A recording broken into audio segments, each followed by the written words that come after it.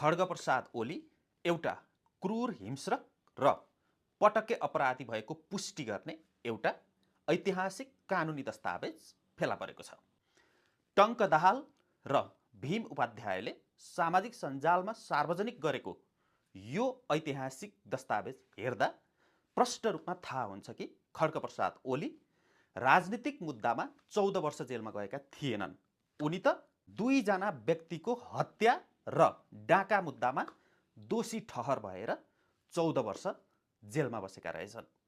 कुनै बेला वर्तमान राष्ट्रपति तथा तत्कालीन काङ्ग्रेसका नेता रामचन्द्र पौडेलले तनहुको एउटा सभामा दिएको यो अभिव्यक्ति एकपटक सुन्नुहोस्। प्रधानमन्त्री केपी ओली उहाँलाई त लोकतन्त्रको लागि 16 वर्ष बस्या 14 वर्ष बस्या भनेर कसैले भन्नुभयो होइन, ज्यान मुद्दामा बस्या 14 वर्ष कहाँबाट लोकतन्त्रको लागि बस्यो। यो सुन्दाखेरि के होला जस्तो लागेको थियो। पुरै विश्वास लागेको थिएन। तर रामचन्द्र पौडेल जस्तो एउटा त्यागी नेताले बोलिसकेपछि होइन होला भनेर पनि शङ्का गर्ने आधार थिएन।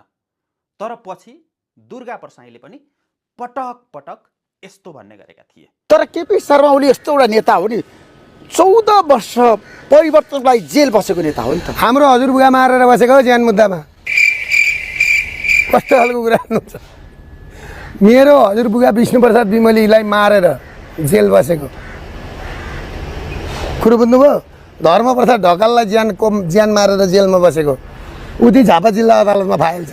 दुर्गा प्रसाईको कुराको त खासै विश्वास गर्न सकिँदैन थियो। तर रामचन्द्र पौडेलले पनि पहिला भनेको कुरालाई दुर्गा प्रसाईले दोहोऱ्याएको कारणले गर्दाखेरि यो साँच्चीकै हो कि भन्ने सबैलाई लागिरहेको थियो।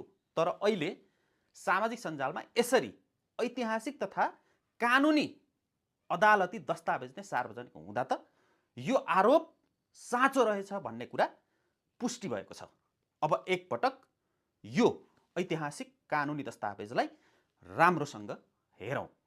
यो दस्तावेज हेर्दाखेरि खड्गप्रसाद ओली विरुद्ध रुद्रकान्त राजवंशी र धर्मप्रसाद ढकाल समेतलाई मारेको अभियोगमा विशेष अदालतमा ज्यान मुद्दा र डाका मुद्दा दायर भएको देखिन्छ।